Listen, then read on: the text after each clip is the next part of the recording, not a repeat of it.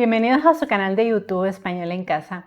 El día de hoy vamos a tener un video que muchos de ustedes me han solicitado en la casilla de los comentarios, y es que hiciera un tutorial donde explicara las principales figuras literarias que ustedes pueden emplear a la hora de hacer un ensayo literario, igual que se pueden emplear a la hora de hacer un poema. Son muchas figuras literarias, así que me parece que el video lo vamos a dejar en dos partes. Una primera parte donde vamos a ver una parte de las figuras y una parte 2 donde vamos a ver la segunda parte, porque obviamente una figura literaria no se puede entender si no es a partir de ejemplos. Entonces vamos a ver la definición y también un ejemplo. Van a ver que los nombres de las figuras literarias son bastante rimbombantes, o sea, pareciera ser algo muy complejo, pero en realidad no lo es, simplemente es entender cómo funciona la figura y luego verlo en un ejemplo, y de esa manera ustedes lo van a poder replicar. Sí, antes de continuar, si es la primera vez que estás viendo un video en mi plataforma educativa, te invito por favor a suscribirte a mi canal y activar la campanita para recibir las notificaciones de mi nuevo contenido. Recuerda también que me puedes proponer temas que deseas aprender conmigo dejándomelo en la casilla de los comentarios o escribiéndome a mi correo electrónico. Entonces vamos a empezar explicando que las figuras literarias son figuras retóricas o figuras del pensamiento que nos permiten embellecer los documentos literarios, generalmente dando un tinte poético a lo que decimos. Probablemente la figura literaria más común, y de hecho yo tengo un video solo de la metáfora, es esa. ¿Por qué? Porque es una figura que le da mucha belleza al lenguaje. Simplemente una metáfora no es más que la sustitución del término real por un término imaginario con el cual tiene alguna relación de semejanza. Por ejemplo, las perlas de tu boca. Cuando yo digo las perlas de tu boca, me estoy refiriendo a los dientes. ¿Ven? Hay un término real que es dientes, que está siendo sustituido por un término imaginario. O si yo digo las luciérnagas celestes decoraban la noche. ¿Qué decora la noche? En realidad son las estrellas, pero aquí yo estoy sustituyendo el término real, que es estrellas, por un término imaginario. ¿Por qué? Porque le quiero dar mayor belleza al lenguaje. O si yo digo, el cielo estaba cubierto de blancos algodones. Realmente blancos algodones se está refiriendo a las nubes. Entonces esto es una metáfora. Una cosa importante es que la metáfora se confunde mucho con la comparación, porque la comparación también establece una relación de semejanza entre dos elementos, pero la diferencia es que en la comparación casi siempre tengo el nexo como, cual o parece, y esa es una manera de diferenciarlo de la metáfora. Ahora también hay una figura bastante interesante que se llama alegoría, que es un conjunto de metáforas relacionadas entre sí que solamente se entienden a través del contexto, porque expresa una sucesión de símbolos entrelazados que van de manera paralela, y todos esos signos nos permiten entender a qué término de la vida real se está refiriendo. Vean aquí un ejemplo. Nuestra vida son los ríos que van a dar en el mar. Allí van los señoríos, allí los otros medianos. En realidad esto es una alegoría, es un conjunto de metáforas que están tratando de sustituir al término real, que es vida. O sea, nuestras vidas son los ríos que van a dar en el mar. O sea, toda vida finaliza en la muerte. A eso se refiere esta estrofa del poema. Nuestras vidas son los ríos, nuestras vidas son un río que van a dar en el mar, que van a dar a la muerte. Ahí van los señoríos, ahí van los otros medianos, o sea que todos, sin importar nuestra condición social, siempre vamos hacia la muerte. Entonces, esta figura literaria se llama alegoría. Es una figura interesante y es bueno leer varias para que se les haga más fácil irlas reconociendo. Aquí está el símil o comparación que yo les decía, que es establecer una relación de semejanza entre dos elementos, normalmente a través de palabras de enlace como, así que, igual que o parece. Por ejemplo, oh soledad sonora, mi corazón serena se abre como un tesoro al soplo de tu brisa. En este caso aquí yo estoy comparando la soledad que tengo en mi corazón como si fuera un tesoro, y tengo el nexo como. que me permite identificarlo de la metáfora, porque la comparación también es establecer una comparación entre dos elementos, pero a diferencia de la metáfora, que lo hace a través casi siempre de la preposición de, en la comparación nosotros tenemos el nexo con. Entonces es una manera de identificarlo. El encabalgamiento. El encabalgamiento es una figura que a mí me gusta porque en el nombre ya se comprende a qué se refiere. Porque encabalgar no es más que cuando un verso se sube sobre otro verso. Es decir, aquí se altera el ritmo métrico del verso y un verso se monta sobre el siguiente. Por eso decimos que se encabalga. Por ejemplo, oh Dios, si he de morir, quiero tenerte despierto. Si ustedes se fijan aquí, el verso completo sería, oh Dios, si he de morir, quiero tenerte despierto. Despierto debería ir en el verso 1. Pero como se produce un encabalgamiento, ese pedacito del verso se manda para el segundo verso. Despierto. Y vean ustedes cómo el punto me hace ver que realmente yo he roto la estructura oracional y he mandado el final al otro verso. Y noche a noche, no sé cuándo oirás mi voz, otro encabalgamiento. Rompo la oración y mando la colita de la oración al siguiente verso, que es oirás mi voz. Oh Dios, estoy hablando. Entonces, esta figura es interesante porque lo que hace es darle un ritmo diferente al poema y se llama encabalgamiento, porque se dice que al romper la estructura oracional, o sea, al romper el primer verso, ese verso es como si fuera montada en el segundo verso. También está el oxímoron, que fue una figura literaria que unos de ustedes me pidieron que explicara. ¿Qué cosa es el oxímoron? Que como ustedes ven, tiene todo esto unos nombres todos rimbombantes para decir cosas que no son tan complicadas. Es un recurso muy curioso dentro del idioma y el oxímoron consiste en la unión de dos vocablos que tienen significados opuestos, de manera que aunque pueda parecer contradictorio, uno está complementando al otro. Por ejemplo, hielo abrasador. En cierta forma, el oxímoron también se puede decir que es una antítesis, porque yo estoy diciendo algo que no es propio de ese nombre. Hielo abrasador, o sea, si es hielo, no puede abrazar como el fuego, el hielo es frío. Pero en eso consiste la figura literaria. O un cielo ensordecedor. ¿Cómo poder hacer un cielo ensordecedor? Perdón, un silencio ensordecedor, porque si hay silencio es que no hay ruido.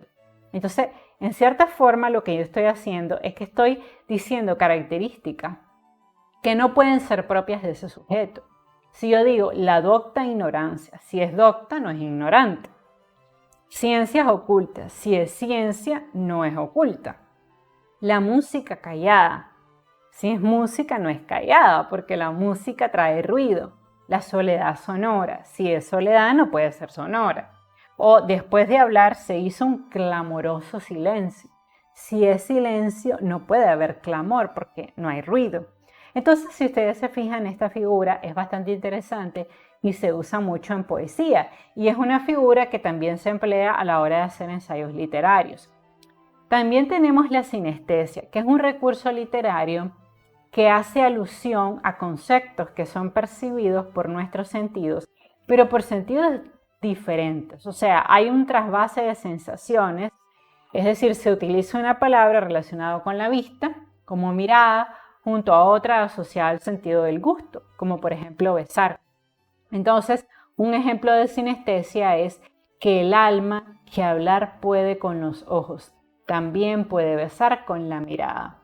Si ustedes se fijan que el alma puede hablar con los ojos, o sea, estamos haciendo alusión a un sentimiento que se puede expresar a través de la mirada, sentido 1, también puede besar con la mirada. Entonces estamos mezclando las sensaciones que son transmitidas a través de sentidos opuestos, porque uno es a través del sentido de la vista y otro es a través del sentido del gusto. Entonces a eso se conoce como sinestesia. También está el epíteto. El epíteto es cuando nosotros mencionamos un adjetivo que está más que sobreentendido porque es propio de ese nombre o de ese sujeto. En otras palabras, es como una repetición innecesaria.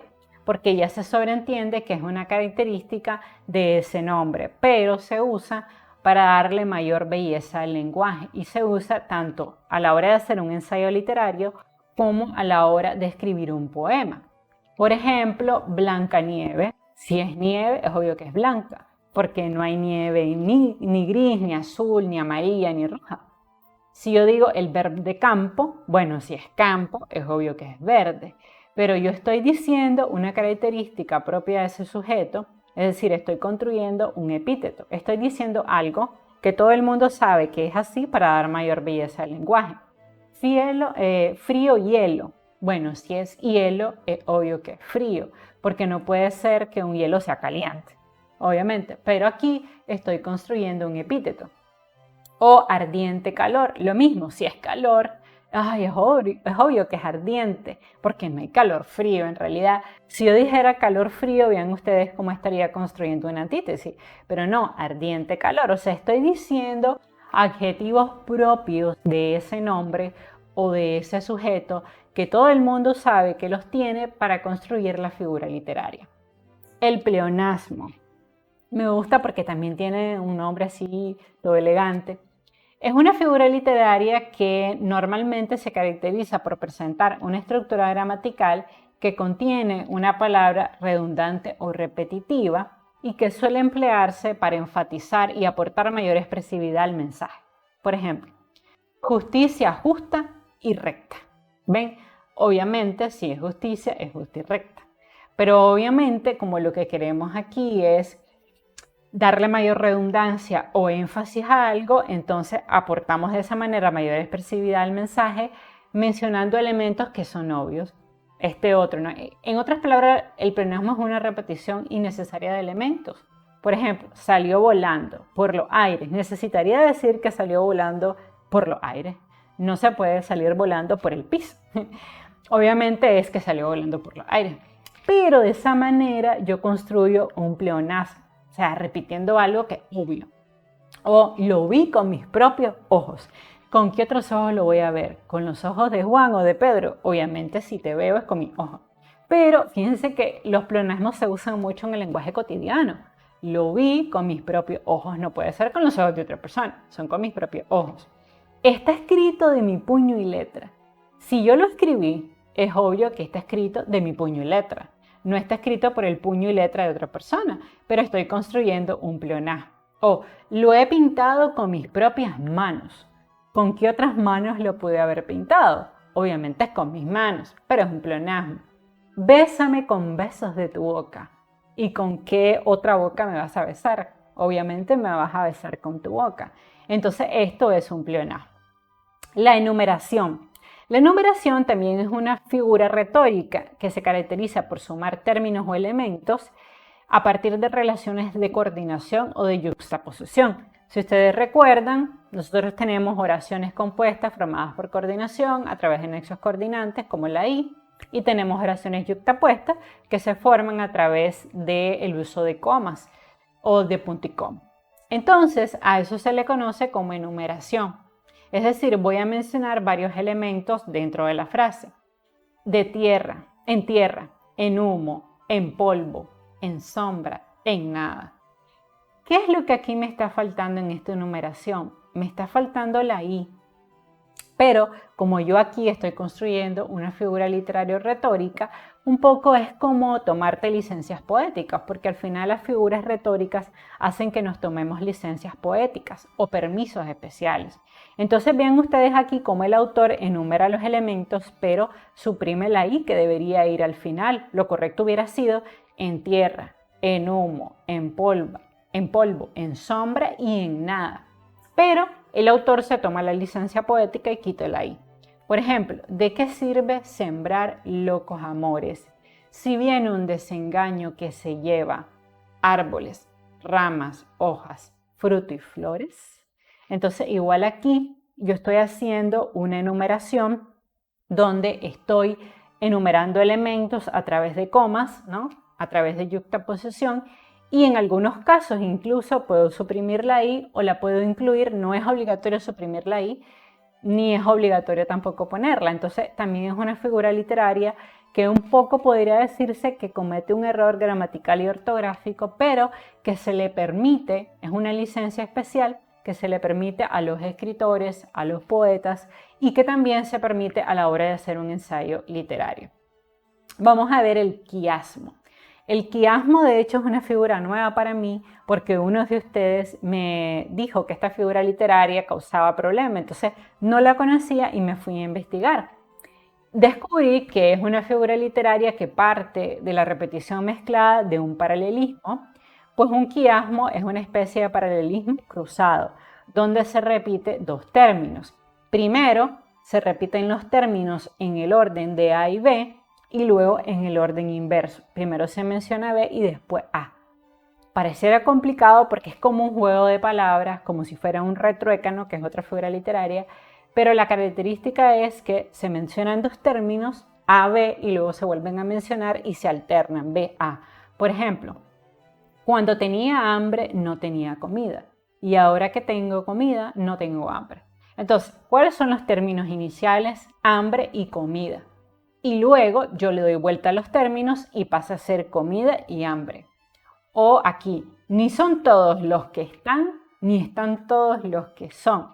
Tenemos todo, nexo A, están, nexo B. Luego le doy la vuelta, el nexo B se menciona primero, todos, y luego se menciona el nexo A, que son.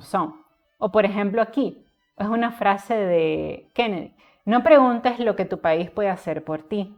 Pregúntate lo que tú puedes hacer por tu país.